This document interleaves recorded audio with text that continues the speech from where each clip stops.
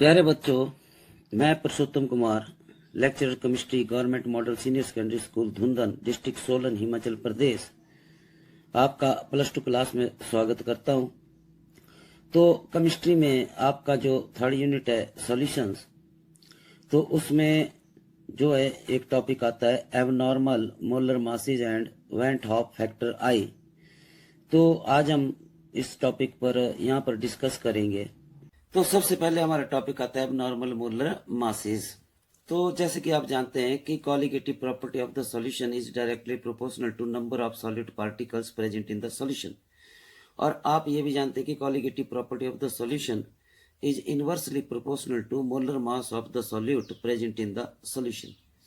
अब अगर आप मान लो कि किसी एक कॉलिगेटिव प्रॉपर्टी का यूज करते हैं to determine the molar mass of the solute, और जो observed molar mass of solute जो जिसकी वैल्यू जो आती है by using any one of the colligative property, अगर उस ऑब्जर्व्ड मोलर मास की value is not same as that of normal molar mass of the solute, तो such observed molar masses are called abnormal molar masses. तो इससे पहले हम solute के बारे में डिस्कस करते हैं। जनरली सॉल्यूट जो है वो दो कैटेगरीज में क्लासिफाई किए गए हैं। Number 1 electrolytes, number 2 non electrolytes. तो इलेक्ट्रोलाइट्स जो हैं जनरली वो क्या होते हैं, आयनिक कंपाउंड जो होते हैं, यानी कि आयनिक कंपाउंड जैसे एसिड्स, बेसिस एंड साल्ट्स, यानी इनके कंस्टिट्यूएंट जो पार्टिकल होते हैं इलेक्ट्रोलाइट्स के, they are cations and anions. दूसरी कैटेगरी के आते हैं आपके नॉन इलेक्ट्रोलाइट्स, यानी कि नॉन आयनिक कंपाउंड। तो जनरली इनके कंस्टिट्यूएंट पार्टिकल क्या होते हैं, मॉलिक्यूल्स होते हैं, जैसे आपका शुगर है, यूरिया है।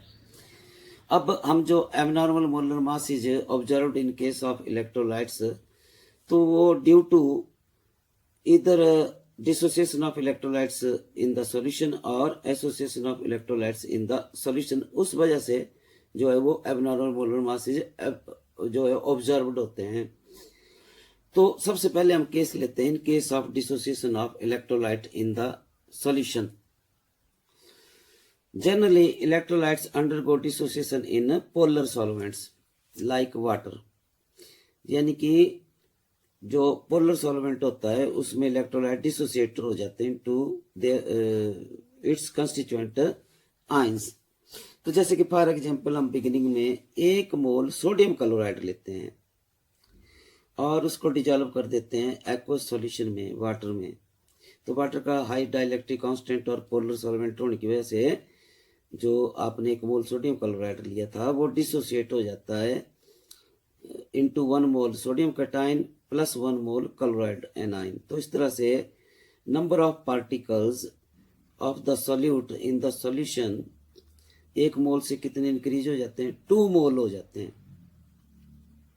यानी कि इसका मतलब observed colligative property of the solution becomes 2 times of the calculated और theoretical colligative property of the solute. अब जैसे कि मान लो आपने बिगनिंग में 1 मोल लिया था, ठीक है, तो आपकी जो कैलकुलेटेड कॉलिगेटिव प्रॉपर्टी थी या थ्योरेटिकल कॉलिगेटिव प्रॉपर्टी थी, that is the corresponding 1 mole. लेकिन सॉल्यूशन में जो आपके number of moles 2 times increase हो गए, तो इसका मतलब जो ऑब्जर्व्ड कॉलिगेटिव प्रॉपर्टी है that is corresponding to 2 mole. तो in other word we can say जो ऑब्जर्व्ड कॉलिगेटिव प्रॉपर्टी की वैल्यू आएगी 2 टाइम्स ऑफ कैलकुलेटेड और थ्योरेटिकल कॉलिगेटिव प्रॉपर्टी के, यानी दुगने हो जाएंगे आपके नंबर ऑफ पार्टिकल्स। 1 से कितने बन गए, 2 मोल पार्टिकल बन गए सॉल्यूशन में। Now, as you know, the molar mass of the solution inversely proportional to colligative property. तो इसका मतलब जो observed molar mass आएगा that is the half of the actual or normal molar mass of the solute। अब देखिए आप कि यहाँ पे 1 मोल NaCl का मोलर मास था 23 है एटॉमिक मास सोडियम का, प्लस 35.5 है क्लोराइड का। तो इस तरह से कैलकुलेटेड मोलर मास आ गया आपका 58.5 1 मोल का। लेकिन सॉल्यूशन में 1 मोल से कितने हो गए, 2 मोल। तो पर मोल जो है एवरेज कितना आएगा 23, तो सोडियम कैटायन का प्लस 35.5, क्लोराइड एनाइन का ये हो गया 58.5। अब ये हुआ 2 मोल का, तो 1 मोल का आएगा डिवाइड बाई 2, तो नेचुरली ऑब्जर्व्ड मोलर मास कितना आया 29.25 ग्राम पर मोल, यानी कि observed molar mass becomes half of the calculated molar mass of the solute in case of dissociation. दूसरा केस आता है when electrolytes undergo association in the solution. तो जनरली कुछ इलेक्ट्रोलाइट्स ऐसे होते हैं जिनमें हाइड्रोजन बॉन्डिंग की पॉसिबिलिटी हो। अगर इस तरह के इलेक्ट्रोलाइट्स को आप ऐसे सॉल्वेंट में डिजॉल्व करते हैं जिसका डाइइलेक्ट्रिक कांस्टेंट लो हो, तो उसमें वो एसोसिएशन करके क्या हो जाते हैं, नंबर ऑफ पार्टिकल जो है सॉल्यूशन में डिक्रीज हो जाते हैं। जैसे फॉर एग्जांपल अगर आप एस्टिक एसिड लेते हैं, तो एस्टिक एसिड ऐसा इलेक्ट्रोलाइट है जिसमें हाइड्रोजन बॉन्डिंग की पॉसिबिलिटी है, और उसको आप बेंजीन सॉल्वेंट में हैविंग लो डाइइलेक्ट्रिक कांस्टेंट में डिजॉल्व कर देते हैं, तो क्या होगा देखिए, 2 मॉलिक्यूल एस्टिक एसिड के आपस में 2 हाइड्रोजन बॉन्ड के द्वारा क्या हो जाएंगे, बॉन्डेड हो जाएंगे, और एक लार्ज साइज्ड पार्टिकल बना देंगे जिसे हम बोलेंगे डाइमर ऑफ एस्टिक एसिड। यानी आपने अगर 2 मॉलिक्यूल लिए एस्टिक एसिड के, तो वो सॉल्यूशन में आपस में हाइड्रोजन बॉन्डेड होके एक लार्ज साइज्ड मॉलिक्यूल बनाएंगे जिसे हम क्या बोलेंगे, dimer, due to formation of 2 hydrogen bond. तो इस तरह से क्या हो जाएगा, number of particles of the solute in the solution क्या हो जाएंगे, डिक्रीज हो जाएंगे। तो इस केस में ऑब्जर्व्ड कॉलिगेटिव जो प्रॉपर्टी आएगी that is corresponding to 1 mole of solute particles in the solution, जबकि हमारी एक्सपेक्टेड या calculated colligative property corresponding to कितने होनी चाहिए थी, 2 मोल होनी चाहिए थी, जो हम एक्सपेक्ट कर रहे थे बिफोर डिजॉल्विंग इन, कि यानी कि 2 ही मोल पार्टिकल का इसके जो आपके एस्टिक एसिड है इसके 2 ही मोल होने चाहिए थे सॉल्यूशन में, लेकिन ड्यू टू एसोसिएशन वो कितने हो गए, 1 मोल। इसका मतलब observed colligative property will be corresponding to 1 mole, जबकि हम एक्सपेक्टेड या थियोरेटिकल या कैलकुलेटेड जो colligative property that will be corresponding to 2 mole. In other word we can say observed colligative property becomes half of the calculated colligative property. As you know, colligative property inversely proportional to molar mass.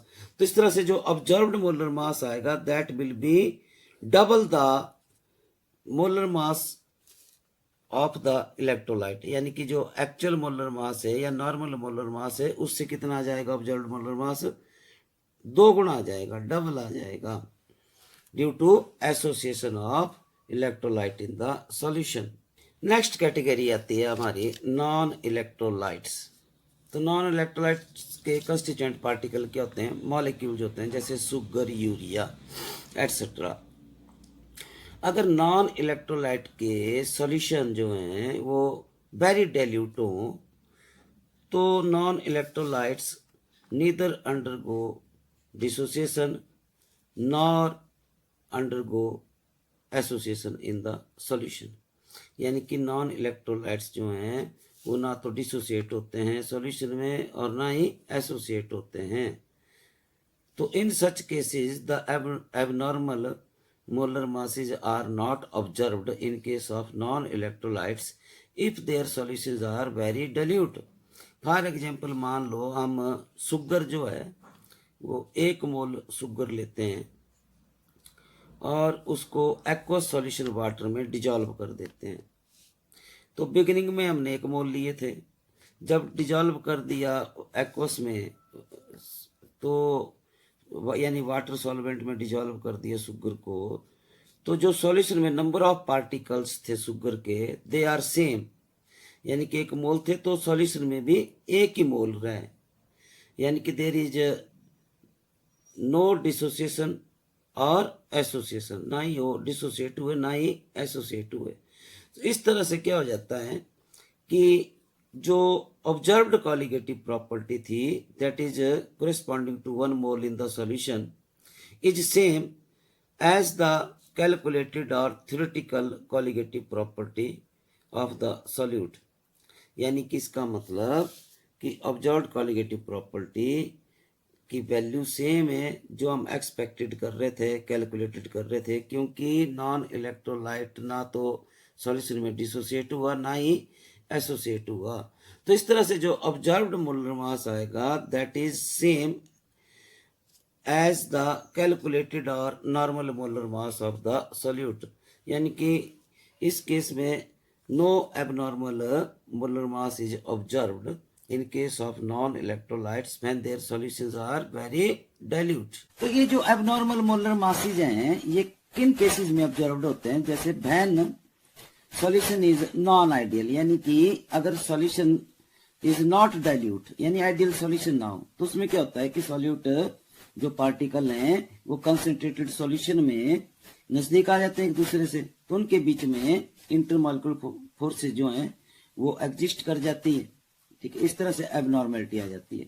दूसरा case है when the solute undergoes association in the solution, जैसे carboxylic acid जो है वो benzene solvent में dimer में convert हो गया एसोसिएटेड होकर, तो उस केस में क्या हो जाता है? मोलर मास जो है वो क्या हो जाएगा? इंक्रीज हो जाएगा और number of particle in the solution decrease हो जाएंगे। And when the solute undergoes dissociation in the solution, जैसे आपने सोडियम क्लोराइड के केस में देखा कुछ सॉल्यूशन में electrolytes undergo dissociation. To calculate the extent of association और dissociation, Van't Hoff in 1880 introduced a factor I called Van't Hoff factor I. So Van't Hoff factor is defined as the ratio of the experimental value of colligative property to the calculated value of colligative property. So mathematically the Van't Hoff factor I in term of molar masses is equal to normal molar mass, यानी कि जिसे हम calculated भी बोलते हैं, calculated और theoretical molar mass divide by observed molar mass और experimental molar mass और abnormal molar mass. Now as we know molar mass is inversely proportional to colligative property, so we can say Van't Hoff factor I is equal to observed colligative property और experimental जिसे बोलते हैं colligative property divide by calculated colligative property और theoretical colligative property और normal colligative property.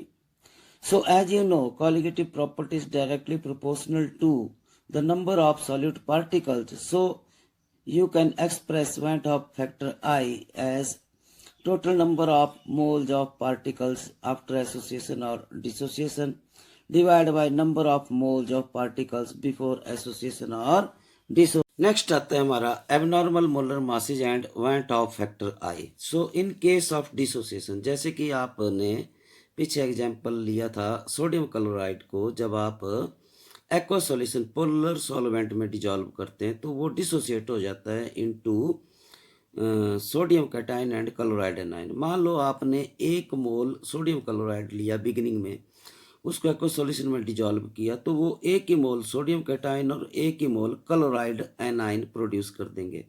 अब आप देखते हैं कि अपॉन डिसोसिएशन में क्या हो जाता है? Number of solute particles double हो जाते हैं इन द सॉल्यूशन, यानी कि डिसोसिएशन से नंबर ऑफ पार्टिकल कितने हो गए? इंक्रीज हो गए। इन केस ऑफ सोडियम क्लोराइड कितने हो गए? डबल हो गए। इसका मतलब जो ऑब्जर्व्ड कॉलिगेटिव प्रॉपर्टी है दैट इज कोरिस्पॉन्डिंग टू 2 मोल, ठीक है, of the solute particle in the solution, जबकि जो एक्सपेक्टेड था हमने कितना लिया था? 1 मोल सोडियम क्लोराइड लिया था, यानी 1 मोल पार्टिकल लिए थे, जो सॉल्यूशन में कितने हो गए? 2 मोल हो गए ड्यू टू डिसोसिएशन। तो observed colligative property will be corresponding to 2 mole and calculated colligative property will be corresponding to 1 mole, जो एक्चुअल वैल्यू है वो 1 मोल के बराबर होनी चाहिए थी। तो इस तरह से जो ऑब्जर्व्ड कॉलिगेटिव प्रॉपर्टी आती है that is 2 times the expected और calculated colligative property. As we know colligative property inversely proportional to molar mass of the solute. तो इस तरह से जो ऑब्जर्व्ड मोलर मास सॉल्यूट आएगा that is will be abnormal, यानी कि वो नॉर्मल के मोलर मास का हाफ आएगा। जैसे कि फॉर एग्जांपल अब हम एक पार्टिकल का मान लो सॉल्यूट का NaCl का मोलर मास लेते हैं 58.5 ग्राम। अगर 1 मोल NaCl लिया है तो उसका मोलर मास है 58.5 ग्राम पर मोल। जब हम ऑब्जर्व्ड कॉलिगेटिव प्रॉपर्टी का यूज़ करके मोलर मास कैलकुलेट करेंगे तो यहाँ पर अब 1 मोल थोड़ी रहा, डिसोसिएशन के बाद कितना हो गया, 2 मोल हो गया। तो पर मोल जो मोलर मास आएगा एक पार्टिकल का वो आएगा 58.5 ग्राम डिवाइड बाई 2। तो कितना आएगा वो ऑब्जर्व्ड 29.25 ग्राम आएगा पर मोल, 1 मोल का। जबकि एक्चुअल नॉर्मल कितना होना चाहिए था, 58.5 ग्राम। तो इस तरह से जो ये ऑब्जर्व्ड मोलर मासेज है it is abnormal due to dissociation. Next आता है इन केस ऑफ एसोसिएशन। तो मान लो आपने कुछ इलेक्ट्रोलाइट जिनमें हाइड्रोजन बॉन्डिंग की टेंडेंसी है, जैसे कि फॉर एग्जांपल हम ले लेते हैं कार्बोक्सिलिक एसिड या एस्टिक एसिड ले लेते हैं, ठीक है, CH3COOH। तो ये हाइड्रोजन बॉन्डिंग करते हैं और इसको जब आप लो डाइलेक्ट्रिक कांस्टेंट के सॉल्वेंट में डिजॉल्व करते हैं, जैसे कि आपका बेंजीन है, तो इट अंडरगो एसोसिएशन। जैसे आपने पहले भी एग्जाम्पल में देखा था। तो ये 2 मॉलिक्यूल हाइड्रोजन बॉन्डेड के द्वारा आपस में यूनाइट होकर एक लार्ज साइज्ड मॉलिक्यूल बनाएंगे जिसे हम डाइमर बोलेंगे। O इधर को है, मान लो OH है, तो इस O के साथ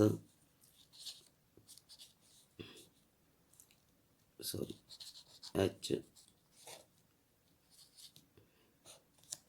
हाइड्रोजन बॉन्डेड हो जाएगा। नेक्स्ट जो आपका कार्बोक्सिलिक एसिड का मॉलिक्यूल है। इस तरह से आपके मान लो एस्टिक एसिड के 2 मॉलिक्यूल जो हैं वो 2 हाइड्रोजन बॉन्ड के द्वारा क्या हो जाएंगे, एसोसिएटेड हो जाएंगे, 2H बॉन्ड्स। तो बिगिनिंग में आपने 2 मोल लिए थे, जब इसको आपने बेंजीन सॉल्वेंट में डिजॉल्व किया तो 2 मोल का बन गया ये 1 मोल, यानी कि number of particles in the solution क्या हो गए, डिक्रीज हो गए। तो जो आपकी ऑब्जर्व्ड कॉलिगेटिव प्रॉपर्टी आएगी that will be corresponding to 1 mole of solute particle in the solution. जबकि एक्चुअल जो कॉलिगेटिव प्रॉपर्टी है दैट इज कैलकुलेटेड जो colligative property that is will be corresponding to 2 mole. Beginning में आपने 2 mole लिए थे लेकिन सॉल्यूशन में ड्यू टू एसोसिएशन 1 ही मोल रह गए, क्योंकि 2 मॉलिक्यूल आपस में 2 हाइड्रोजन बॉन्ड के द्वारा एसोसिएटेड हो गए और इस तरह से उन्होंने एक लार्ज साइज्ड मॉलिक्यूल बना दिया। इस वजह से जो आपकी ऑब्जर्व्ड कॉलिगेटिव प्रॉपर्टी आएगी that will be the half of the calculated colligative property. As you know, colligative property is inversely proportional to molar mass of the solute. तो जो आपका observed molar mass आएगा that will be double the molar mass of actual यानी calculated या expected molar mass of acetic acid। यानी कि इसका मतलब कि आपका observed molar mass will be 2 times of the actual और नॉर्मल और calculated molar mass of the carboxylic acid. अब देखिए यहाँ पे 2 मोल का मोलर मास हो गया, तो 1 मोल का कितना मोलर मास हो गया, मान लो ये है 60 ग्राम पर मोल है, ठीक है, 1 मोल का, तो पर मोल है 1 मोल का 60 ग्राम है। तो यहाँ पे दो आपस में एसोसिएट होकर उन्होंने एक मोल बना दिया, तो यानी कि यहाँ पर मोलर मास हो जाएगा 2 गुणा 60 ग्राम पर मोल, यानी कि ये क्या हो गया, डबल हो गया 8 ग्राम। तो यानी कि ऑब्जर्व्ड कॉलिगेटिव प्रॉपर्टी क्या हो जाती है, हाफ हो जाती है कैलकुलेटेड कॉलिगेटिव प्रॉपर्टी के, जबकि ऑब्जर्व्ड मोलर मास क्या हो जाता है, डबल हो जाता है कैलकुलेटेड मोलर मास के। तो यहाँ पे वांट ऑफ फैक्टर क्या आएगा, Van't Hoff factor I is equal to observed colligative property divide by calculated colligative property. तो ऑब्जर्व्ड आई आपकी हाफ और कैलकुलेटेड है आपकी 1, यानी कि यहाँ पे वांट ऑफ फैक्टर आ गया आपका हाफ। नेक्स्ट टॉपिक आता है हमारा डिग्री ऑफ डिसोसिएशन अल्फा। तो in case of weak electrolyte, जब उसको आप पोलर सॉल्वेंट में डिजॉल्व करेंगे तो वो कंप्लीटली डिसोसिएट नहीं होता है। तो इस वजह से जो fraction of the total substance that undergoes dissociation, that fraction is called degree of dissociation alpha. In other words, we can say degree of dissociation alpha is the ratio of number of moles of the solute particle dissociated in the solution to the total number of solute particles taken.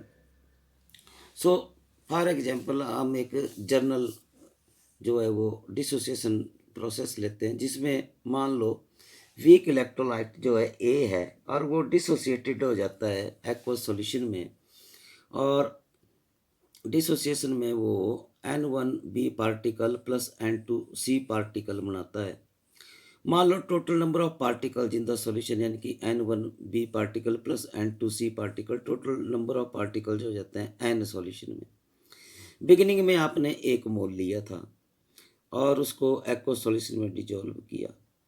So at equilibrium क्या हो जाएगा कि मान लो alpha ही dissociate हुए, 1 मोल में से सिर्फ alpha dissociate हुए, तो अल्फा ही N1B पार्टिकल बनेंगे और अल्फा ही N2C पार्टिकल बनेंगे, यानी कि total number of dissociated particle in the solution हो गए N अल्फा, और जो अनडिसोसिएटेड रह गए, जो डिसोसिएट नहीं हुए, वो रह गए 1 माइनस अल्फा। तो जो ऑब्जर्व्ड कॉलिगेटिव प्रॉपर्टी आएगी, तो that is the corresponding to total number of particles of the solute present in the solution। अब सॉल्यूशन में अनडिसोसिएटेड पार्टिकल भी हैं प्लस डिसोसिएटेड पार्टिकल भी हैं, इसलिए जो ऑब्जर्व्ड कॉलिगेटिव प्रॉपर्टी आएगी that is corresponding to undissociated particle plus total dissociated particle N alpha. और जो कैलकुलेटेड यानी थियोरेटिकल कॉलिगेटिव प्रॉपर्टी थी वो थी कोरेस्पॉन्डिंग 1 मोल, जो आपने बिगिनिंग में लिया था 1 मोल। और वांट ऑफ फैक्टर आई जो है that is the ratio of observed colligative property to the calculated colligative property. तो ऑब्जर्व्ड कॉलिगेटिव प्रॉपर्टी आएगी आपकी corresponding the number of moles of solute present in the solution, यानी कि वो है आपके कुछ अनडिसोसिएटेड हैं 1 माइनस अल्फा प्लस कुछ डिसोसिएटेड है N अल्फा, और divide by calculated colligative property. तो कैलकुलेटेड कॉलिगेटिव प्रॉपर्टी आएगी कोरेस्पॉन्डिंग टू 1 मोल जो आपने बिगिनिंग में लिया था। इस तरह से want Hoff factor I is given by, जब इसको आप रीअरेंज करेंगे तो आ जाएगा 1 plus N minus 1 alpha divide by 1, और अपॉन रीअरेंजिंग यहाँ से आप डिग्री ऑफ डिसोसिएशन अल्फा जो है वो कैलकुलेट कर सकते हैं, equal to Van't Hoff factor I minus 1 divide by N minus 1। अब जैसे कि we know Van't Hoff factor I is also calculated molar mass of the solute divide by observed molar mass of the solute. अगर हम इस value को इस equation number मान लो ये 1 है, इसमें पुट करते हैं आप 1 इक्वेशन में, तो आपकी डिग्री ऑफ डिसोसिएशन आ जाएगी is equal to MC minus MO, यानी कि calculated molar mass minus observed molar mass divide by observed molar mass into N minus 1। Similarly next आता है डिग्री ऑफ एसोसिएशन। तो degree of association is the number of moles associated in the solution divide by total number of moles taken.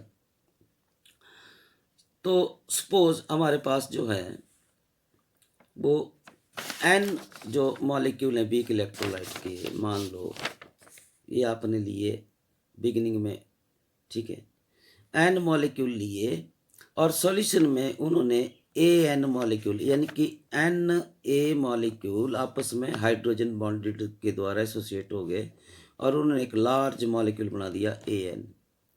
अगर beginning में आप 1 मोल लेते हैं मान लो, और एट इक्विलिब्रियम 1 मोल में से अल्फा एसोसिएट होते हैं, तो अल्फा एसोसिएट होके अल्फा ओवर एन जो है वो एसोसिएटेड मॉलिक्यूल बनाएंगे सॉल्यूशन में, और जो अनएसोसिएटेड रह गए वो रह गए 1 minus alpha unassociated. Since observed colligative property directly proportional to the total number of solute particles present in the solution। तो अब टोटल नंबर कौन है, कुछ तो हैं आपके अनएसोसिएटेड 1 माइनस अल्फा प्लस कुछ जो एसोसिएट होके जिन्होंने पार्टिकल बनाए वो हो गए अल्फा ओवर एन। दूसरा आता है आपका कैलकुलेटेड कॉलिगेटिव प्रॉपर्टी, यानी थ्योरेटिकल आपने बिगिनिंग में एक्चुअल कितने लिए थे 1 मोल लिए थे, तो it is corresponding to 1 mole of the solute particle। So amount of factor I is the ratio of observed colligative property to the calculated colligative property।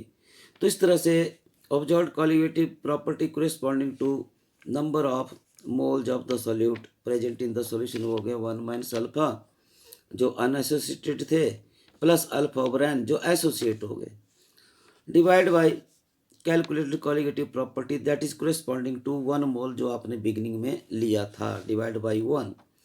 तो इस तरह से आपका इसको रीअरेंज करके डिग्री ऑफ एसोसिएशन आ जाएगी alpha is equal to 1 minus i multiplied by n divide by n minus 1। अब also we know point of factor I is equal to calculated molar mass divide by observed molar mass. So i की value जो है हम substitute कर देंगे in term of molar masses में, तो हमारी equation 1 becomes degree of association is equal to MO minus MC divide by MO multiplied by N over N minus 1। So thank you, धन्यवाद।